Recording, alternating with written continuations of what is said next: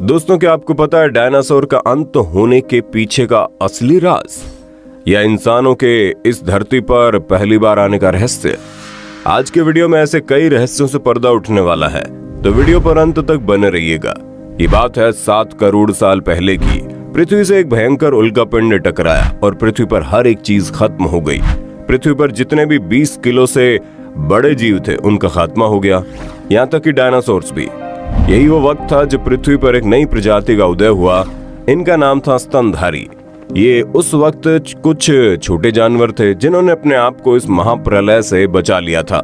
कई महीनों बाद जब वे छोटे जानवर जमीन के अंदर से बाहर निकले तो उन्होंने देखा बाहर हर चीज खत्म हो गई है। उन्हें जो कुछ भी मिला उन्होंने उस हर चीज को खाना शुरू कर दिया। लाखों साल का समय बीतता गया, धीरे धीरे नए जीवों का विकास हुआ और उन जीवों का स्पाइनल कॉर्ड गर्दन के ऊपर से हटकर धीरे धीरे गर्दन के बीचों बीच आ गया। और आज से लगभग 5.5 करोड़ साल पहले बंदर जैसे जीव पृथ्वी पर अस्तित्व में आए। ये बंदर अपने सिर को सीधा कर सकते थे और यही वजह है कि उन्होंने 2 पैरों पर चलने की कोशिश शुरू कर दी। ये बिल्कुल वैसे ही है जैसे एक कुत्ता अपने सिर को बंदरों की तरह सीधा नहीं कर पाता। एक तरफ इंसानों के सफर की शुरुआत हो रही थी, वहीं दूसरी तरफ से पृथ्वी भी अपने आकार में परिवर्तन ला रहा था। आज से लगभग 4.8 करोड़ साल पहले पृथ्वी के वातावरण में अचानक से बदलाव होना शुरू हो गया।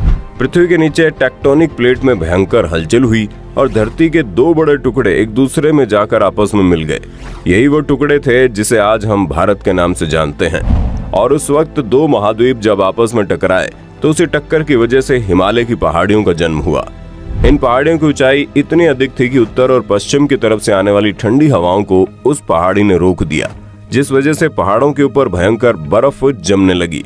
और उसी बर्फ के पिघलने से भारत की धरती पर तरह तरह की नदियों का जन्म हुआ। यानी जिन नदियों की वजह से भारत की आधी से अधिक जनसंख्या को पीने का पानी मिलता है, उन नदियों का जन्म आज से 4.8 करोड़ साल पहले ही हो चुका था। वहीं दूसरी तरफ अफ्रीका का मौसम उस वक्त बहुत बेहतरीन था। वहाँ के जंगलों में हजारों लाखों किस्म के पेड़ पौधे हुआ करते थे। हर तरफ हरियाली ही हरियाली थी और उन्हीं जंगलों में बंदर ने अपने आप को विकसित करके द ग्रेट एप तक पहुंच चुके थे। द ग्रेट एप्स उन्हीं को कहते हैं जिनकी वजह से इंसानों का जन्म हुआ। द ग्रेट एप्स अपने दोनों पैरों पर चल सकते थे। ग्रेट एप्स का वजन बहुत अधिक हुआ करता था, इसलिए पेड़ों पर लटक लटक कर एक पेड़ से दूसरे पेड़ तक जाते थे। अपने गर्दन को बिल्कुल इंसानों की तरह घुमा सकते थे।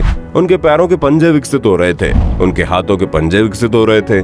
लेकिन वहीं दूसरी तरफ प्रकृति उनके साथ एक बड़ा ही अजीबोगरीब खेल खेलने जा रही थी। ये वक्त था आज से लगभग 1 करोड़ साल पहले का, जब पृथ्वी लगभग वैसा दिख रही थी जैसा आज दिखाई देती है।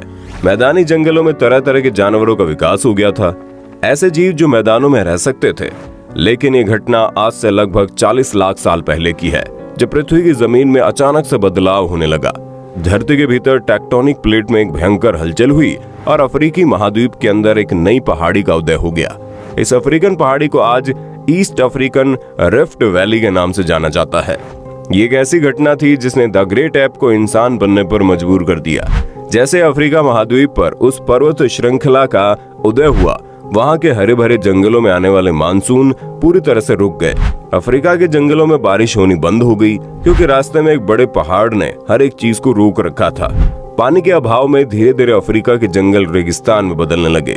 वहाँ के जंगल पूरी तरह से सूख गए थे और वहाँ पर खाने की भयंकर कमी होने लगी।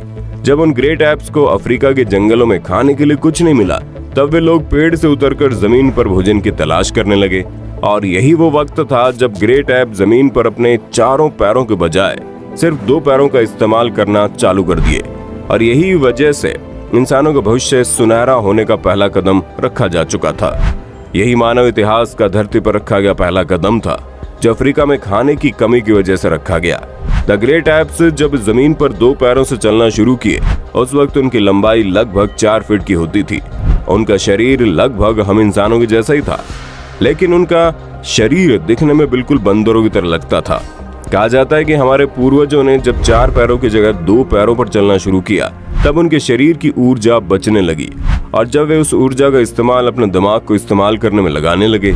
लेकिन उस वक्त भी हमारे पूर्वजों का जो दिमाग था वो बहुत छोटा था। और अब ये दौर था कि आज से 23 लाख साल पहले अब हमारे पूर्वजों का दिमाग धीरे धीरे बढ़ता जा रहा था। उन्होंने पत्थरों के इस्तेमाल के बारे में सोचा और पत्थरों से खेलते वक्त उनके हाथों में चोट लग जाती थी। तब उन्हें समझ में आया पत्थर के धारदार किनारे का इस्तेमाल हथियार के तौर पर किया जा सकता है और उन्होंने पत्थरों का इस्तेमाल हथियार के तौर पर करना शुरू कर दिया। पत्थर पर धारदार किनारा बनाया और हमारे पूर्वजों के पास एक हथौड़ा आ गया। हमें काटने का हथियार मिल गया जिससे हजारों ऐसे काम कर सकते थे जिसे तब तक नहीं किया जा सकता था। पत्थर के इस्तेमाल से अंगुलियों और अंगूठों को मजबूती मिली जिससे हम और अधिक कुशल तरीके से इनका इस्तेमाल करने में सक्षम हुए। समय बीतने के साथ साथ हमारे पूर्वज अब समूह में अन्य जानवरों का शिकार भी करने लगे थे। इसी बीच पत्थर के इस्तेमाल से जब कभी चिंगारी निकली तो इन्होंने पत्थर का इस्तेमाल करके आग लगाना सीख लिया। आग की खोज हमारे पूर्वजों के लिए सबसे बड़ी खोज थी। ये उन्हें गर्मी, रोशनी, अंधेरों और जंगली जानवरों से सुरक्षा देती थी। सुरक्षा के लिहाज से वे अब परिवार बनाकर रहने लगे थे और उन्होंने आग पर मांस को पकाना भी सीख लिया। आग पर पके हुए मांस को खाने की वजह से उन्हें मांस को चबाने और उसे पचाने के लिए बहुत अधिक ऊर्जा का खर्च नहीं करना पड़ता था और हमारे पूर्वज इसी बचे हुए ऊर्जा का इस्तेमाल अपने दिमाग को और डेवलप करने में करने लगे। धीरे धीरे हमारे पूर्वजों का दिमाग और विकसित होता चला गया, लेकिन अब तक हमारे पूर्वजों के पास एक दूसरे से कम्युनिकेशन करने के लिए कोई खास तरीके की आवाज नहीं थी। आज से लगभग 20 लाख साल पहले हमारे पूर्वजों ने धीरे धीरे अपने आप को और अधिक डेवलप किया। हमारे आवाज की नली का विकास हुआ और अब हम अपनी आवाज को बेहतरीन तरीके से बाहर निकाल सकते थे। हमने बोलना शुरू कर दिया और ये सारी सभ्यता में पहला ऐसा मौका था जब हमने कोई जानकारी एक पीढ़ी से दूसरी पीढ़ी तक पहुंचाई हो। और इसके बाद अफ्रीका के जंगलों में ग्रेट एप्स से जो सफर शुरू हुआ वो होमो सेपियंस तक आ पहुंचा था। हम एक दूसरे से बातचीत कर सकते थे, अपनी जानकारियों को एक पीढ़ी से दूसरी पीढ़ी तक पहुंचा सकते थे। हम अग्नि को काबू में रख सकते थे, हथियारों का इस्तेमाल कर सकते थे, अपनी सुरक्षा के लिए परिवार बनाकर रहने लगे थे। धीरे धीरे हम अफ्रीका के जंगलों से और अफ्रीकी महाद्वीप से निकलकर दुनिया के हर कोने में फैलना शुरू हो गए। हमने नई चीजों की तलाश शुरू कर दी थी और इसी तलाश ने हमें अफ्रीका से एशिया, एशिया से यूरोप, यूरोप से ऑस्ट्रेलिया और अमेरिका हर जगह फैला दिया। आज से लगभग 50,000 साल पहले अचानक पृथ्वी पर हिम युग की शुरुआत हो गई। ठंड अचानक से बढ़ने लगी और इतनी अधिक बढ़ गई कि पृथ्वी पर मौजूद लगभग हर चीज जमने लगी। हमारे पूर्वजों ने उसका भी सामना किया और इन मुश्किल हालातों ने हमारे पूर्वजों को और भी मजबूत बना दिया। उन्हें बता दिया कि अधिक गर्मी और अधिक ठंड को कैसे सहन किया जाता है। कभी भोजन की तलाश में, कभी ठंड से बचने की तलाश ने हमें एक महाद्वीप से दूसरे महाद्वीप तक पहुंचा दिया था। ये वो वक्त था जब हम इंसान लगभग पूरी पृथ्वी पर फैल चुके थे। हर जगह के मौसम और हालात के हिसाब से हम इंसानों के शरीर में बदलाव होने लगे। जहाँ पर अधिक धूप पड़ रही थी वहाँ पर हम इंसानों का रंग काला पड़ने लगा और जहाँ पर अत्यधिक ठंड थी वहाँ पर हम इंसानों की त्वचा का रंग अलग होने लगा। शरीर की लंबाई, चौड़ाई, बनावट, हर एक चीज मौसम और हालात के अनुरूप बदलने लगा। धीरे धीरे हमने खेती की शुरुआत की और अपने फायदे के लिए जानवरों को पालना शुरू कर दिया। हर जगह पर एक नई सभ्यता और संस्कृति का उदय हो गया। नए नए धर्मों का आगाज होने लगा। हर जगह के लोगों के द्वारा अलग अलग भाषाओं का जन्म हुआ और धीरे धीरे अफ्रीका के जंगलों में द ग्रेट एप से शुरू हुआ सफर वहां तक आ पहुंचा जब हम इस वीडियो को देख रहे हैं। हम इंसानों की शुरुआत कैसे हुई और अंत में हमें इस बात का पता लग गया कि हम कौन हैं, कहां से हैं और क्यों आए हैं। लेकिन ऐसा नहीं है यही हम इंसानों का आखिरी लक्ष्य है, बल्कि हम इंसान जिस युग में जी रहे हैं ये तो महज एक शुरुआत है। अभी हम इंसानों को और भी कई मुश्किलों का सामना करना है। प्रकृति अभी हमसे और भी बहुत सारी चीजें करवाना चाहती है। संभव है कि हम एक महाद्वीप से दूसरे महाद्वीप तक पहुंचने के बाद अपने ग्रह को छोड़कर दूसरे ग्रह के सफर तक को भी पूरा करने में सफल हो जाएंगे। आज अफ्रीका के जंगलों से निकले हुए द ग्रेट एप के संतान चंद्रमा तक पहुंच चुके हैं और मंगल पर जाने की कोशिश में लगे हैं। शायद ये हम इंसानों के असली सफर की शुरुआत भर है। अभी न जाने हम इंसानों को कहां तक सफर करना है।